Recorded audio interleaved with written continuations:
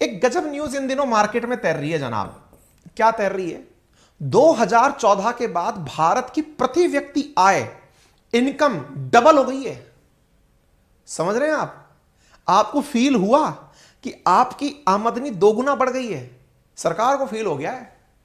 और भाई साहब, यदि सरकार को फील हो गया है और आपको नहीं हुआ है, घर वालों से पूछो मेरी एक्स्ट्रा आय कहां गई, मेरी एक्स्ट्रा इनकम कहां है। क्योंकि भारत सरकार कह रही है, एनएसओ का डेटा कह रहा है 2014 से लेके अब तक इनकम डबल हो गई है।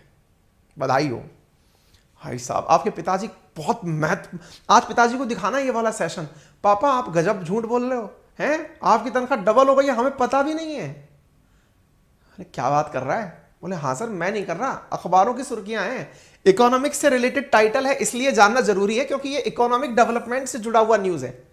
लेकिन इकोनॉमिक डेवलपमेंट से जुड़ा हुआ न्यूज इस तरह से छपेगा, इंडिया की पर कैपिटा इनकम, प्रति व्यक्ति आय डबल हो गई है 2014-15 से लेकर के। और हम लोगों को ना गजब तरीके से यार दुनिया चूरन चटा देती है। और वो कैसे? न्यूज दे दी पर कैपिटा इनकम डबल हो गई, और भाई साहब पनवाड़ी की दुकान पे 4 भाई साहब लेकर खड़े हो गए, देखा 2014 से लेके अब तक इनकम डबल हो चुकी है। ले यार मेरी चाय के पैसे दे दे। यार पर्स लाना भूल गया। ये हालात है हमारे। जो हमारे चर्चावीर है ना, जो पनवाड़ी की दुकान पे खड़ा होकर, चाय की दुकान पे खड़े होकर भाषण देते हैं, उनके लिए तो ये न्यूज एकदम मतलब आइस ब्रेकर है। मजा आ गया यार, इनकम डबल हो गई, जेब में कुछ ना आया उनके। तो ये क्या हो रहा है महाराज? न्यूज हो रही हैं, हेडलाइंस बन रही हैं। समझिए, पूरा विश्लेषण कराएंगे। कल हमने रघुराम राजन का विश्लेषण कराया था, आज हम आपको इस खबर का विश्लेषण कराएंगे। कल रघुराम राजन के विश्लेषण में हमने गलतियां बताई थी कि उन्होंने क्या चीज गलत दी है, और आज हम इस खबर में बताएंगे कि इसमें क्या गलत और क्या सही है। ठीक है, चलिए चर्चा करते हैं। क्योंकि समटाइम्स ऐसी खबरें, कहते हैं अधूरा नॉलेज मार्केट में डाल दो, लोग चर्चा में व्यस्त हो जाएंगे और आनंदित रहेंगे, फील गुड कराते रहो, सब कुछ अच्छा है। समझिए ध्यान से, आगे बढ़ते हैं। बड़ा सवाल है, क्या इंडिया की पर कैपिटा इनकम वाकई में डबल हो गई है? बड़ा सवाल है सर ये है। क्या हम इस बात पर यकीन कर लें कि भारत वृद्धि कर रहा है?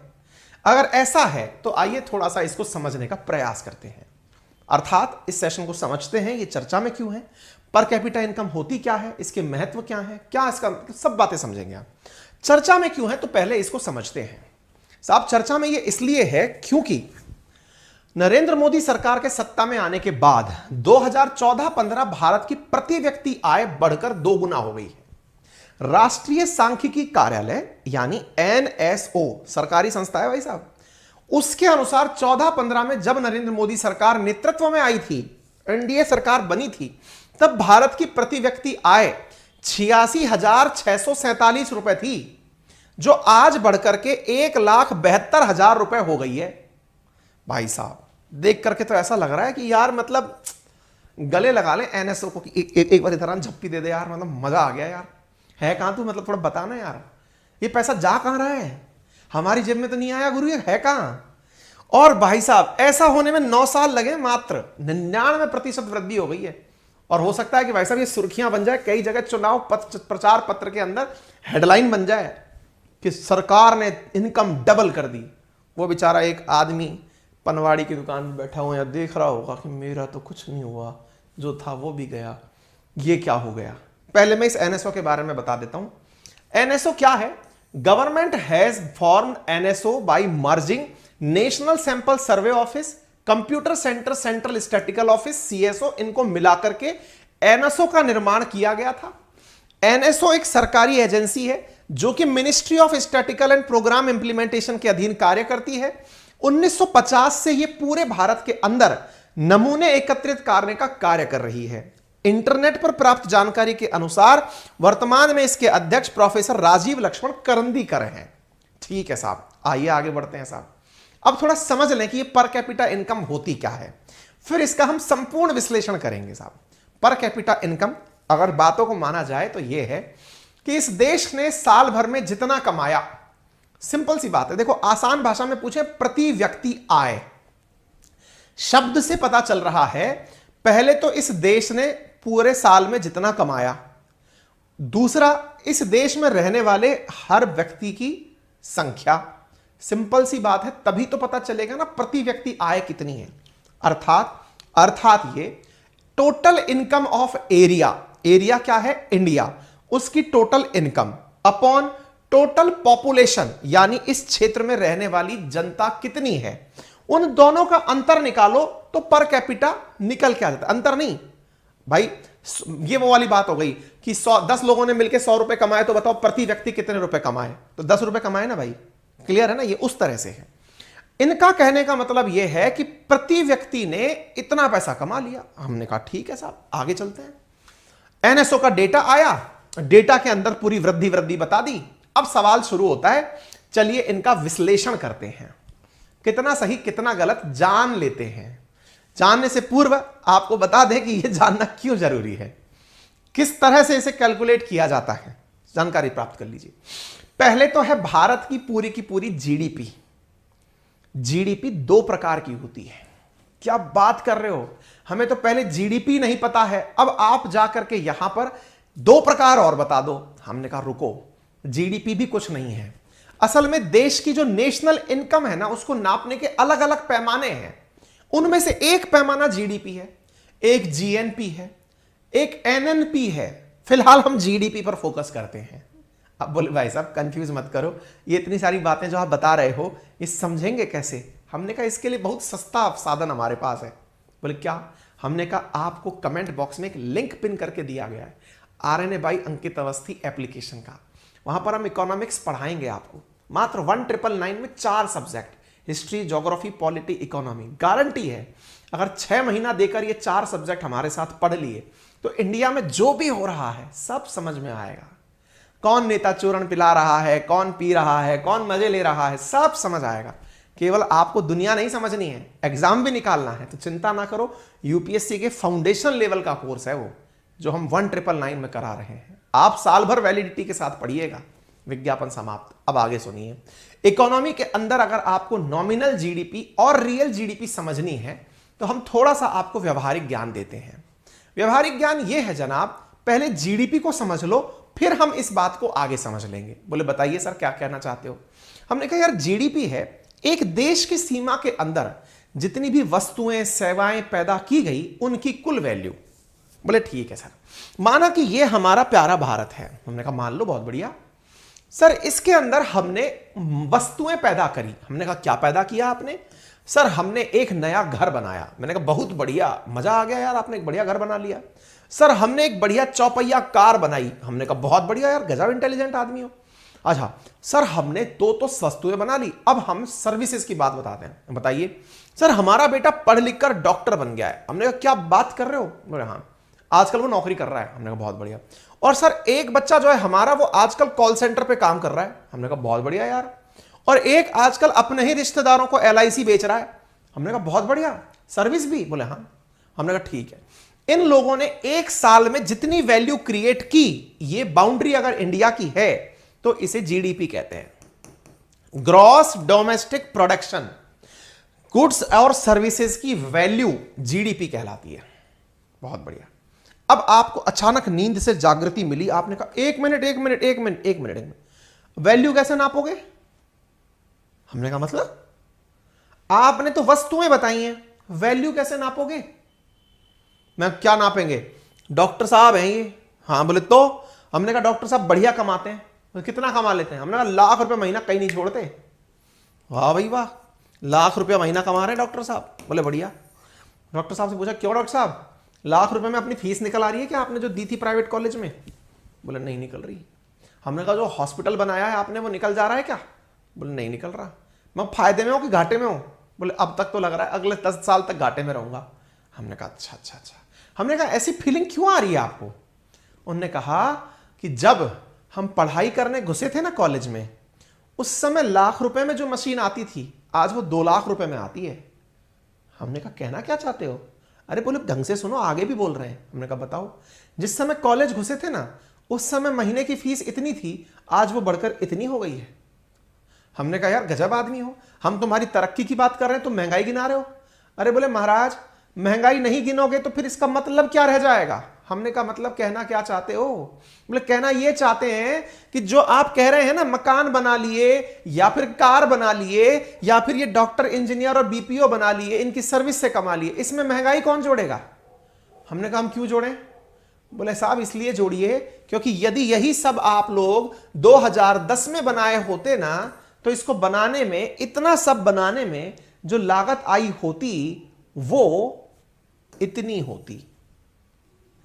कहना क्या चाहते हो?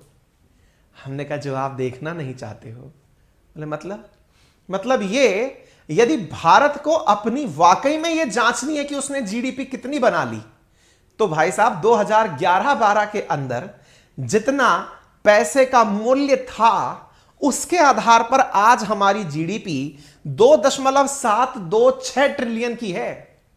आपने 2010 क्यों लिखा? हमने कहा बेस ईयर है 2011-12, उसी के रेफरेंस में निकाल रहे हैं हम, 2011 के रेफरेंस में लो, 10 की जगह 11 कर लो। फिर ये क्या है? हमने कहा ये जादू है। कैसा जादू है? हमने कहा ये वो जादू है जो आपको दिखाई नहीं देगा। ये वो जादू है जो रखे रखे वस्तुओं को महंगा कर दिया है। महंगाई घुस गई है, ये वही महंगाई डायन है जो खाए जात है।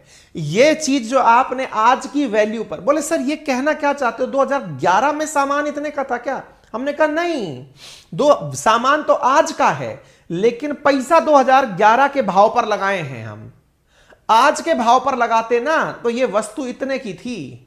अरे आपके पिताजी से पूछिएगा, अगर आपको ये टफ लग रहा है समझने में, उनसे पूछिएगा पापा अगर आज ये जो घर अपन में रहते हैं अगर इसको आज बनाए तो ये कितने का पड़ेगा? आपको सब समझ में आ जाएगा। पिताजी से जब भी पूछिएगा ना कि पापा अपन जिस घर में रहते हैं इसको बनाने में आज लागत कितना आएगी, अगर आप लोग आज जिस घर में रहते हैं पिताजी अगर कहें कि बेटा इसको लगाने में 50 लाख रुपए की लागत आएगी, तो इसका मतलब है पिताजी जब बनाए थे तब इस घर की लागत उनसे फिर पूछिएगा पापा उस समय कितना में बनाए थे, तो वो आपको एक भाव बताएंगे, बेटा उस समय में इतने में बनाए थे। पापा ऐसा क्यों हुआ? बोले बेटा देख बजरी महंगी हो गई, लेबर महंगी हो गई, डीजल महंगा हो गया, लोहा महंगा हो गया, सीमेंट महंगा हो गया है।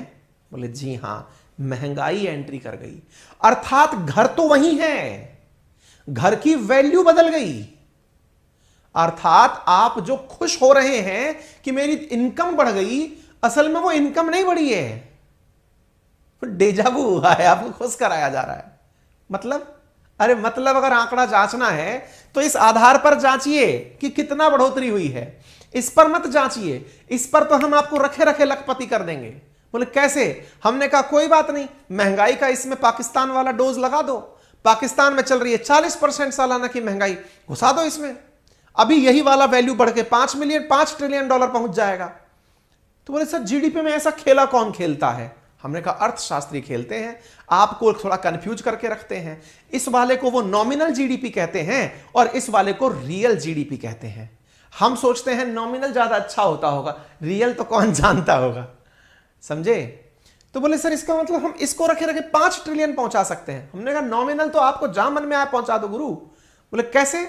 हमने कहा यार महंगाई है, महंगाई जितना बढ़ेगी नॉमिनल रखे रखे बढ़ता रह जाएगा, हमने कुछ करना ही नहीं है। बोले क्या? हमने कहा आप तो सालाना उतना ही आलू पैदा करते रहो जितना आज कर रहे हो, हम आपको फील गुड में अमीर कर देंगे, आपको लखपति कर देंगे। बोलो कैसे? बोले कैसे? हमने कहा महंगाई बढ़ाते चलो, आज भी आप 10 किलो आलू पैदा किए थे, 5 साल बाद भी 10 किलो ही आलू पैदा कर रहे हैं। 10 किलो आलू का भाव आज मान लीजिए 10 रुपए किलो के हिसाब से 100 रुपए है, हम उस समय तक 1000 रुपए किलो कर देंगे उस आलू को। लीजिए आपका 10,000 का आलू कर दिए। क्या आपको मेरी बात समझ में आ गई? कुल मिलाकर कहने का अर्थ यह है कि महंगाई का बहुत बड़ा योगदान होता है इस तरह की कैलकुलेशन में। तो अब आप पूछेंगे तो सर इसका मतलब हमारे साथ हुआ क्या है? हमने कहा मजाक हुआ है। बोले कैसे? हमने कहा आओ देखो, कांग्रेस ने इस बात का बहुत आनंद लिया है, नेशनल स्टैटिक ऑफिस के द्वारा, एनएसओ के द्वारा दिए गए जानकारी का कांग्रेस ने सही आनंद लिया है। कांग्रेस ने कहा है अगर ऐसे ही तनख्वाह कैलकुलेट करनी है तो आओ हमारा कार्यकाल भी जांच लो। 2004 से 14, 10 साल का शासन जब कांग्रेस का था, उस समय प्रति व्यक्ति आय 24,000 से बढ़कर 86,000 रुपए हो गई थी, यानी 258% बढ़ी थी। और आज जो आप कह रहे हो कि 86,000 से बढ़कर 1,72,000 हो गई है, 98% बढ़ी है, तो टेक्निकली तो हम तुमसे बहुत बहुत आगे हैं। कहने का मतलब यह है, मल्लिकार्जुन खड़गे जो कांग्रेस के अध्यक्ष हैं, उन्होंने क्या कहा? उन्होंने कहा do not fall in BJP trap of headline management. इस बहकावे में मत फेंक जाइएगा। हेडलाइन मैनेज की गई है कि डबल हो गई इनकम, लोगों को लगा वाह अच्छे दिन आ गए, ऐसा सही मायने में नहीं है। इसमें बहुत सारे लूफहोल्स हैं। लूफहोल्स क्या हैं? पहली चीज, महंगाई के कारण आपको वो फिगर बढ़ा हुआ दिख रहा है। तो सच्चाई क्या है? आइए मैं आपको बताता हूं सच्चाई क्या है। सच्चाई यह है कि आपकी जो रियल इनकम बताई जा रही है, पर कैपिटा इनकम, वो असल मायने में बढ़कर के 72,000 से लेकर अभी 98,000 ही हुई है। रियल जीडीपी का अगर आप फिगर नापेंगे तो रियल जीडीपी के फिगर पर आपकी जो कमाई है वो 98,000 रुपए, 98,118 रुपए ही हुई है, जो कि बताई जा रही है कितना? 1 लाख और जितना भी है ना वो 1,48,000, 1,72,000। ये 1,72,000 असल मायने में नहीं है। क्या आपको बात समझ में आ रही है? असल मायने में ये जो बताई गई है ये आप लोगों को नॉमिनल जीडीपी बताई गई है, उस पर कैलकुलेट करके, जिसमें महंगाई का अंश शामिल है। ठीक है, तो ये मात्र एक बहकावा है, धोखा है। सच्चाई में अभी 35% ही इनकम में ग्रोथ हुई है। एक विश्लेषण तो ये हुआ इसका। एक और विश्लेषण करते हैं जिससे आपके चक्षु थोड़े और खुल जाएंगे। ये बात है जनाब, इसमें तो कोरोना का काल भी शामिल रहा होगा। बोले मतलब? हमने कहा देखिए जमाना कोरोना वाला भी तो आया था इसमें। बोले हाँ, तो कहना क्या चाहते हो? हमने कहा मालूम है इस कालखंड में सबसे ज्यादा पैसा किसका बढ़ा है? बोले किसका बढ़ा है? हमने कहा ऑक्सफैम की रिपोर्ट उठा के देखो, भारत के केवल 10% लोग ही लगभग 90% वैल्यू अपने पास बढ़ाए हैं, रखे हैं। अर्थात भारत में जो असमानता है, उस असमानता के कारण जो वैल्यू मेकिंग हुई है वो केवल टॉप 10% लोगों के पास हुई है, साधारण व्यक्ति के पास नहीं हुई है। तो मतलब, अरे हमने कहा जिस जीडीपी में भाग दिलवाकर जनसंख्या का पर कैपिटा इनकम बताकर फील गुड फैक्टर हम ले रहे हैं, वो मात्र एक बहकावा है। बोले कहना क्या चाहते हो? हमने कहा केवल इतना कि ऑक्सफैम की रिपोर्ट उठाकर देखो, अंदाजा लगेगा कि यहां पर, बताइए आपको ऑक्सफैम की रिपोर्ट भी लेकर चलते हैं, थोड़ा सा आपको जानकारी दे देते हैं। ऑक्सफैम ने अपनी रिपोर्ट में कहा था कि भारत के सबसे अमीर 1% लोगों के पास, हम तो 10% के पास 90 कर दिए थे, देश की कुल संपत्ति का 40% है। आप बात समझ पा रहे हैं? देश की कुल संपत्ति का 40%, 1% लोगों के पास है। यह ऑक्सफैम की रिपोर्ट है, वर्ष 2023 जनवरी में छपी है। इस पर हमने सेशन किया हुआ है, अगर आपको समय मिले तो एक बार जाकर के हमारा बातें बाजार की जो चैनल है उस पर हमने वीडियो डाल रखा है, देखिएगा। इसके साथ साथ नीचे की आधी आबादी यानी 50% लोगों के पास मात्र 3% हमारे पास में पैसा है। समझ में आया? इसका मतलब हमें खुश करने के लिए जो ये फिगर दिया गया है, ये फिगर हमें खुश होने का नहीं है। अंबानी और अडानी की अगर आय बढ़ी, टाटा बिड़ला की अगर आय बढ़ी, यूनिकॉर्न कंपनियों की अगर आय बढ़ी, तो इससे मुझे क्या बेनिफिट हुआ? मुझे केवल ये नंबर दिखाकर खुश क्यों किया जा रहा है कि देश की आय 2 गुना बढ़ गई है? क्या आप मेरी बात समझ पा रहे हैं? कहने का कुल मिलाकर अर्थ यह है कि यह बात एक बहकावा है। दूसरी बात, हमें जो कहा जाता है कि देश की जो इकोनॉमी है वो 5वीं लार्जेस्ट इकोनॉमी है, सही बात है, लेकिन हमारी पर कैपिटा इनकम इतनी ज्यादा असमानताएं होने के बावजूद भी पर कैपिटा इनकम में हम दुनिया के अंदर बहुत नीचे आते हैं। भारत 142वें स्थान पर आता है पर कैपिटा इनकम के मामले में, यानी प्रति व्यक्ति आय में भारत 142वें स्थान पर आता है। समझ गए? जीडीपी प्रति व्यक्ति आय के साथ भी अगर आप देखते हो तो हम भले ही दुनिया के टॉप 5 देशों में आते हो, लेकिन प्रति व्यक्ति आय में हम 142वें स्थान पर आते हैं। यह असमानता नहीं तो और क्या है। फिगर्स को अपनी पसंद से देखना गलती है। ठीक है, आप कहेंगे सर कल आप रघुराम राजन के पीछे पड़े थे, आज आप इस रिपोर्ट के पीछे पड़ गए हैं।